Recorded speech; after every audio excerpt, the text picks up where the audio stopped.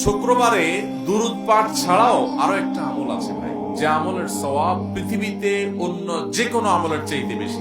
এত বেশি সওয়াব, এত বেশি বিনিময় আল্লাহ তাআলা অন্য কোনো আমলে দিবেন না, শুক্রবার একটা আমল করলে দিবেন। সেটা বলবো, এত বিপুল পরিমাণ, এত অল্প সময়ে এত অল্প পরিশ্রম করে এত বিপুল পরিমাণের সওয়াব, আখিরাতের কারেন্সি। দুনিয়াতে টাকা দিয়ে চলি আমরা, আখিরাতের কারেন্সি সওয়াব।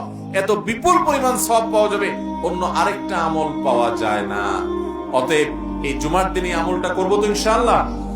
এটা যদি কেউ করতে পারে, নবী করিম সাল্লাল্লাহু আলাইহি সাল্লাম বলেছেন, ওই ব্যক্তিকে, এই যে মসজিদে বাসা থেকে ঘর থেকে হেঁটে গেল, প্রতিটা কদম, যতগুলো স্টেপ সে নিবে, যতগুলো কদম সে ফেলবে, এই প্রতি কদমের বিনিময়ে, এক এক কদমের বিনিময়ে 1 বছর নফল রোজা রাখলে এবং তাহাজ্জুদ পড়লে যে পরিমাণ সওয়াব পাইতো সে পরিমাণ সওয়াব পাওয়া যাবে।